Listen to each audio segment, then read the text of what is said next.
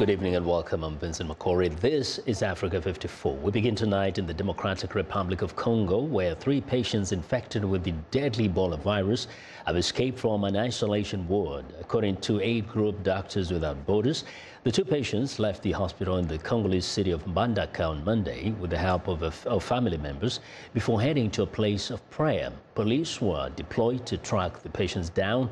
One was reportedly found dead. Another was sent back to hospital and died shortly afterward. Last weekend, a patient left the isolation ward but was found alive the same day and is now under observation. Health workers have identified 628 people who've had contact with known cases and who will need to be vaccinated. The incidents are a setback to costly efforts to contain the virus, including the use of experimental vaccines.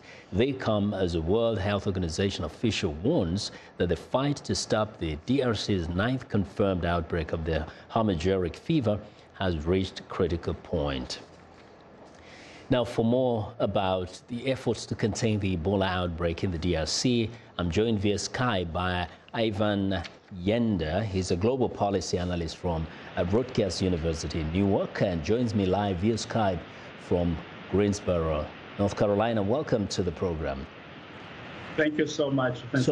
We mentioned that actually one of the efforts that is now ongoing in the ground is to vaccinate people who may come into contact with those who are infected already.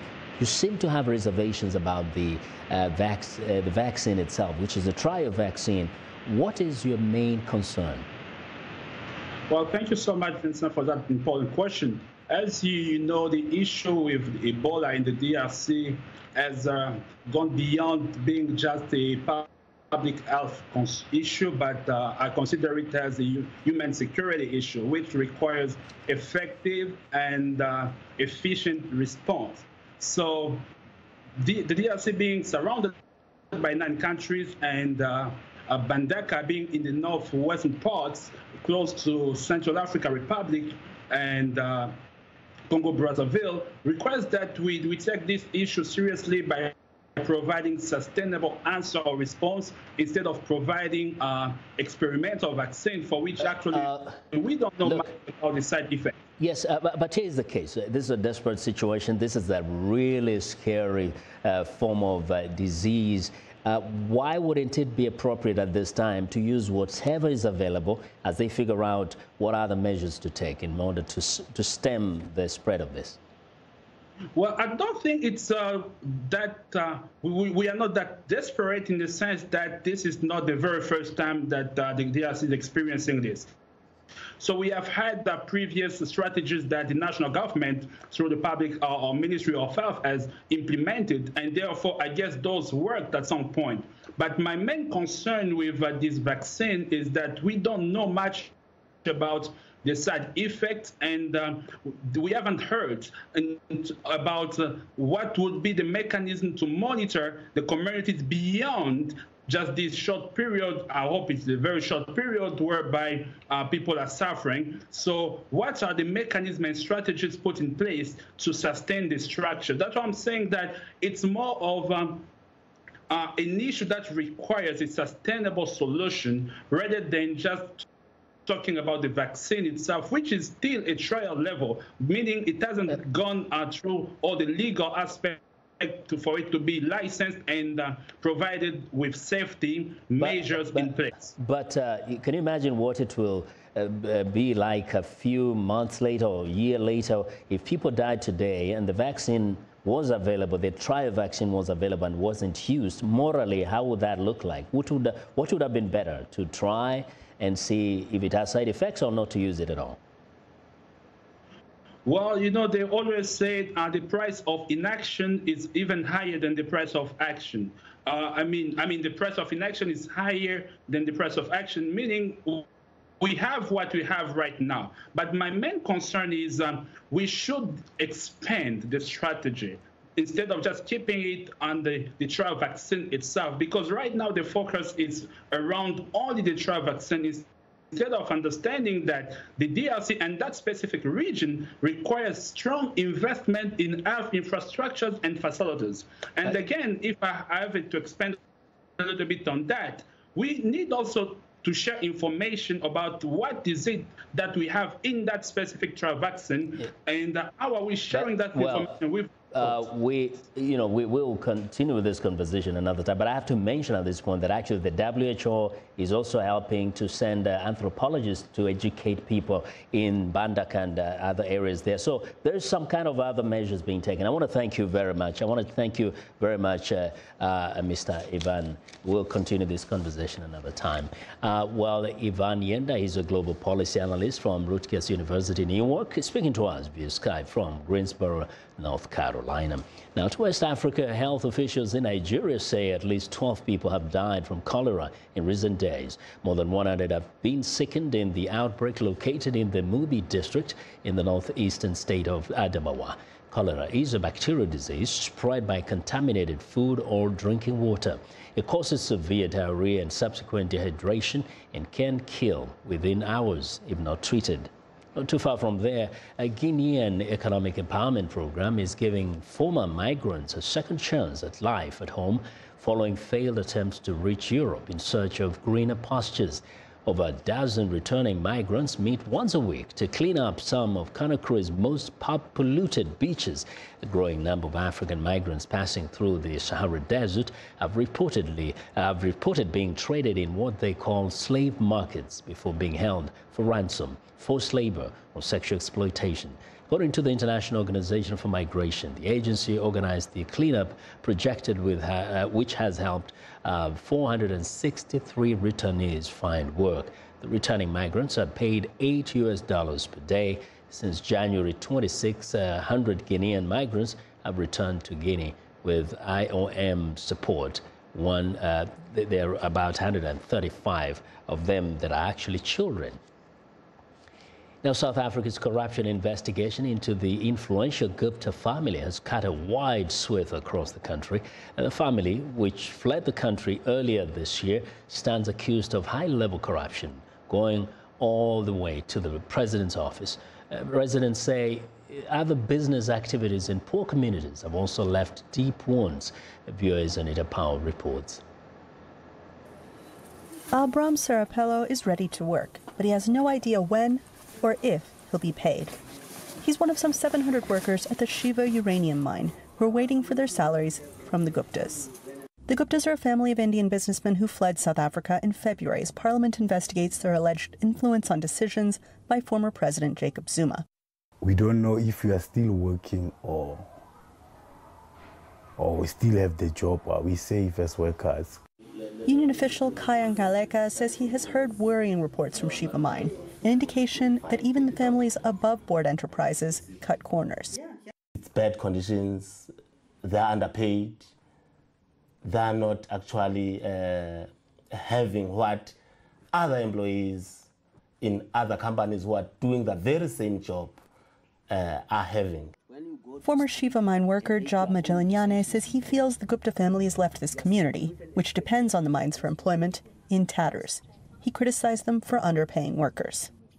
Hey, I'm feeling so very bad because of that thing have given the whole country and the whole other communities that is around the mines a lot and a hell of poverty. Attention naturally centers around the highest level corruption. The former president is dealing with two investigations, one into alleged kickbacks on an arms deal that predates the Gupta's arrival in South Africa, the other into his relationship with the Guptas. A top corruption watchdog says it could take years to unravel this complex web. I do think that what is necessary is the full story to be told, which is, I guess, one of the positives of a commission of inquiry is that it can, in the long run, be able to tell a full story, a fuller story at least than a criminal investigation would reveal. That's little comfort for Serapello, who says the recent police raids on his former employer's luxury home in Johannesburg don't give him much satisfaction. He's more worried about supporting his 11 family members. Maybe like Zuma is going to trial, but the real culprits are not going to trial as we speak. Guptas are still free, like not Zuma. I'm not saying Zuma is a bad person or a good person, but Zuma, he was robbed also, as we did being robbed as South Africans. And so while investigators look at the Gupta's influence over the nation's presidency, In this remote mining town, workers are asking, what about what they did to us? Anita Powell, VOA News, Klerksdorp, South Africa. A 72-year-old pensioner has been found guilty in a British court of raping 2 Kenyan girls while he was on holiday in the East African nation. The case is the latest in a cross-border collaboration between Kenya and the UK to stamp out child sex offences by Western tourists. Britain's National Crime Agency, or NCA, says Keith Morris, a retired locksmith from the city of Hull, was convicted of 9 child abuse offences in Leeds Crown Court. During the trial, Kenyan witnesses testified via video link. It was found that Morris had visited a village in Kilifi, a popular coastal holiday spot, for many years and frequently took local children away for trips where he would buy them gifts and stay with them in hotel rooms. Now, the dangers posed by cybercrime are on the rise worldwide, with high-profile incidents like the recent WannaCry ransomware attack an example of the growing threat. Cyber experts say Africa is particularly at risk as the continent's cybersecurity lags behind. Henry Ridgewell reports from London. The adoption of technology across Africa is growing exponentially. Online commerce is predicted to be worth $75 billion by the year 2025. But with opportunity comes risk. The cyber-security infrastructure, most of the countries don't have it. And those who've got it, it's in a very level, in an infancy level. A report by security firm Norton says close to 9 million South Africans claim to have experienced cybercrime in 2016. Africa as a continent loses over $2.5 billion a year to cybercrime, and over 500 million is from Nigeria. Like the internet, cybercrime easily crosses borders, and Africa has been hit by recent global attacks. Ransomware, where criminals demand money in return for unfreezing affected devices, plus other viruses and social media scams, have all affected the continent. But experts warn the lack of preparedness in Africa poses additional dangers. Most of the African states do not have the cybersecurity crisis management plan in place, and they don't have a kind of education, and the legislation as well is very weak because they do focus on traditional crime. Governments should collaborate more closely with the private sector, says Itimi. The private sector has more knowledge about cybersecurity and what infrastructure needs to be put in place to actually solve that. Also, information and education. Individuals need to be educated. Nigeria is one of the few African states to have passed specific cybercrime legislation, but there have been very few prosecutions. And the reason why there's implementation problems is because we don't have lawyers who are well educated on cybercrimes to be able to put a case to a judge. The so-called Internet of Things, where devices like thermostats, televisions, even cars are connected to the web, is set to change everyday life for people and businesses. But experts warn more investment and education are needed. When you look at their budget first for the IT or IT security, it's very small, and some of them do not even invest at all. So they are waiting for something to happen, then they can deal with it. Africa is a global leader in the adoption of mobile technology for money transfers, with over 1 in 10 people using the technology. Experts warn cyber criminals see that as an opportunity and are increasingly targeting mobile devices for identity theft and scams. Henry Ridgewell for VOA News, London. In April 1968, a gunman shot and killed Martin Luther King Jr. The civil rights movement lost a leader. Demonstrations and uprisings broke out in hundreds of American cities in the days following King's assassination. The nation's capital was one of the hardest hit, but now, 50 years later, a lot has changed. VOA's Arash Arabasadi looks back. This was Washington, D.C. in 1968, a city on fire. It was one of more than 100 American cities gripped by civil unrest following the assassination of Martin Luther King Jr. 5 decades later, the physical scars from the Washington riots are gone, erased from an area that once featured performances from so many prominent entertainers of color that it was called Black Broadway. The big change came in 1968 when Dr. King was assassinated. That was a very, very, very devastating time. I remember specifically that evening when someone just burst into the door here and said, Dr. King has been shot. Dr. King has been shot. Well, we don't even believe that. Virginia Ali owns the iconic Washington restaurant Ben's Chili Bowl. As the riots began and the mayor declared a curfew, Ben's Chili Bowl remained open, serving first responders and community leaders. Ali remembers how it all started. That evening when that guy came in and yelled that, and then someone else came in with the same comment, and we were like, that can't be. We find a transistor radio. Somebody had a transistor radio. All the music programming was suspended. Everybody who was involved in the station was on the air, pleading and asking people to go back into your homes, protect your kids, protect what's left. That was a 24/7. Dewey Hughes was a radio personality at Voice of America in the early 1960s. And in 1968, while working at Washington's WOL-AM radio station, long before the advent of cell phones, his colleagues relied on trusted sources reporting from payphones around the city. On a couple occasions, they had to just drop the phone and get out of the way. They're saying that people, they are having out-of-body experiences. I mean, there's a craze on the faces and the energy of folks. We're picking up anything, breaking windows. You can't stop anybody. How far is it going to go? King's assassination sparked uprisings, not just in Washington, but across the country. But historians say the tension had been building for years. There were a range of factors that were already reshaping the city. The fight for desegregation of the public schools caused a rapid and profound white flight outside of the city. Smithsonian curator Samir Migueli says that when whites left the city, so did the public funding. There was actually federal and local disinvestment in cities, so there wasn't the maintenance and upkeep that was needed of the city's facilities and its neighborhoods. The schools were overcrowded, underfunded, in poor physical condition. D.C. is this very comfortable, very manicured place, but in the trenches. And folks wake up and they don't have anything to eat. Unrest in Washington lasted almost 2 weeks. 13 people died. More than 1,200 fires left tens of thousands homeless. Property damage was around $24 million.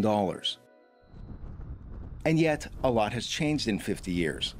Washington has had 8 mayors since 1968, all of them black. The current mayor is the second woman. White flight has been reversed, and Washington is no longer a black majority city. Built from the ashes and shattered storefronts of 1968, the city is now greatly gentrified, with housing costs among the highest in the country. We must all learn to live together as brothers, or we will all perish together as fools. It was here at Washington's National Cathedral that King delivered his final Sunday sermon just days before his assassination in Memphis, Tennessee. It was another call for unity from a man whose legacy endures half a century after his death. We will bring about a new day of justice and brotherhood and peace. And that day the morning stars will sing together, and the sons of God will shout for joy. God bless you. Arash Arbasadi, VOA News, Washington. You're watching Africa 54. In a moment, an American Islamic organization provides thousands of special Ramadan food packages to people in need. But first, here's a recap of Wednesday's headlines.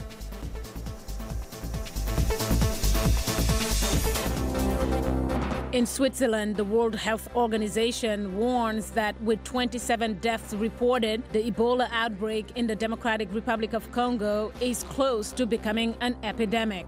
Burkina Faso's security minister briefs the media on an anti-terrorist operation that killed 3 suspected terrorists, captured 1, and injured 6 people.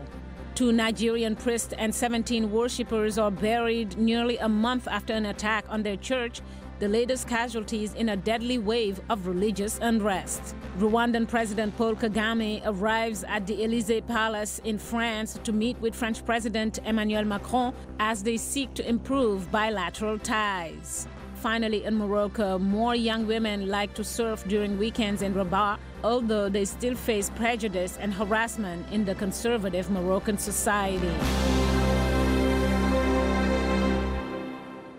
Well, in Uganda, motorcycle taxis, known as locally as borders, provide a quick and cheap way to get around.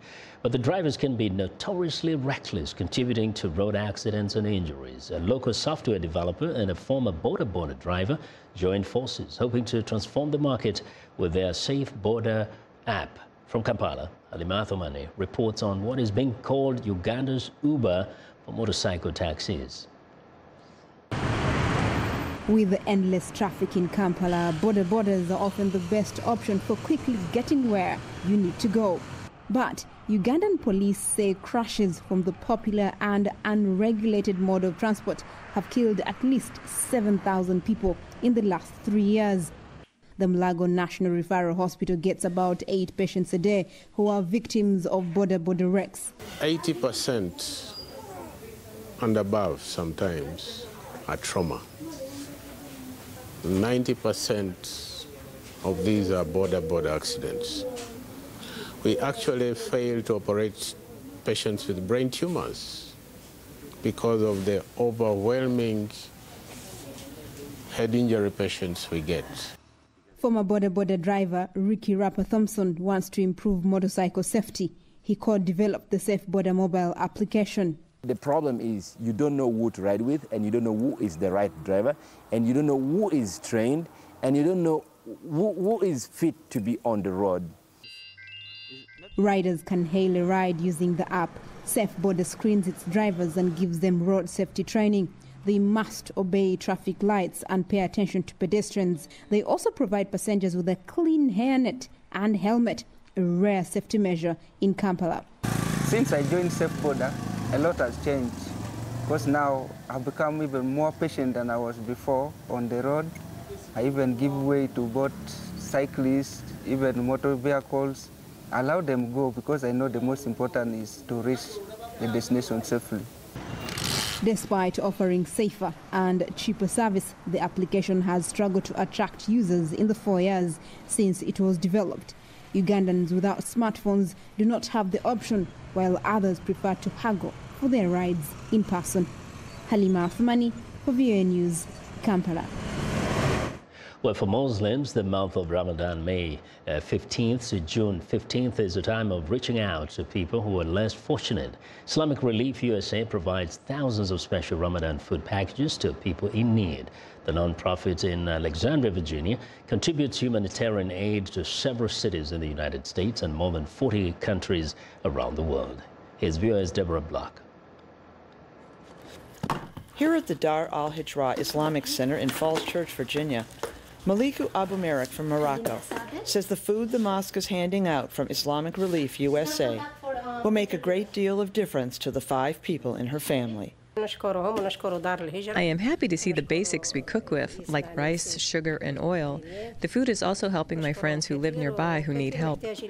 A number of people who are taking home the food are from Latin America or refugees from Iraq and Syria, says the Islamic Center's Social Services Director. The top numbers are coming from Syria, and it's really sad to see a family. The head of the household is looking for a job, and of course, as we all know, even those with master's degree would barely find a job that can bring food. Before Ramadan, volunteers for Islamic Relief USA packed the supplies in boxes at this warehouse in Virginia. The 1,000 boxes are also being distributed during the holy month to non-Muslim social service groups in the Washington area. We don't really distinguish based on religion, color, creed. You know, it's part of our mission. So the boxes that they'll be assembling today, although distributed for Ramadan, are to all families in need of all different faiths. Some people came to volunteer with family or friends. I like the feeling of helping people, especially in this month. because it's Ramadan and we're supposed to be like the best people we could be. One of the pillars of Islam is charity, so we're just trying to fulfill that here. Hannah Ben Sadek made the long drive from Southern Virginia to help out. Me and my family decided we would just take the 5-hour drive just to come up here so that we can participate in something, because we just want something that I know like makes a difference and makes an impact on the day-to-day lives of people. Back at the Islamic Center, Teresa Dick is grateful for the help. I thank Islamic Relief for this food, which helps me and my family a lot, especially during the month of Ramadan. After sunset, when Muslims end their daily Ramadan fast, Sadiq says the food is a welcome addition to her family's evening meal. Deborah Block, VOA News, Falls Church, Virginia. Well, weeks before they will officially be allowed to drive for the first time, women in Saudi Arabia are gearing up for the big day. Some are taking driving lessons while others have already picked out their cars. Here's VOA's Maria Madiano. A month ahead of the date they can legally hit the road, Saudi women tried their hands behind the wheel at an auto expo specifically targeted at the new drivers-to-be. I am so happy, and I want to have a look at the cars, their models, what suits me exactly, the prices, the options. To experience what it's like to drive, many women got into simulators. I was very pleased with the decision to allow women to drive.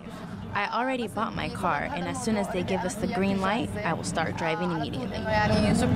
Improving women's mobility by giving them access to their own transportation is a welcome move, says one Saudi woman. It's a nice step for the Saudi people, and especially for the Saudi woman, to be self-dependent, so she can finish her own work without relying on someone else, like a driver, or her brother, or her father. On the sidelines of the expo, driving instructors were on hand to offer basic classes in the rules of the road. I'm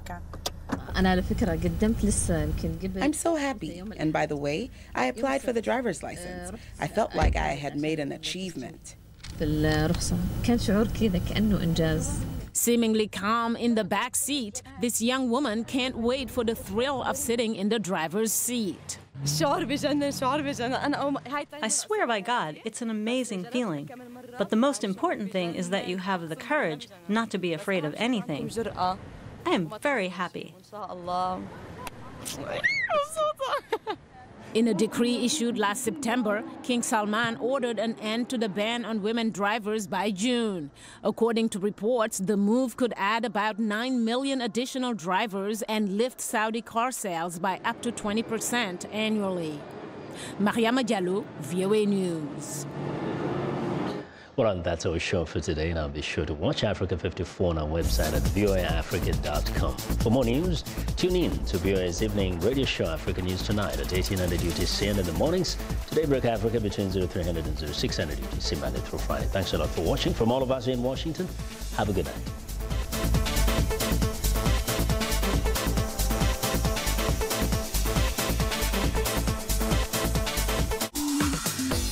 Welcome to English in a Minute. Liquid boils when it is heated to a certain temperature. Boils down to this. So Jonathan and Anna are probably talking about cooking. Or are they? I got a job offer. That's great. Congratulations. Thanks. But the job is in California. All my friends and family are here in D.C. Look, it boils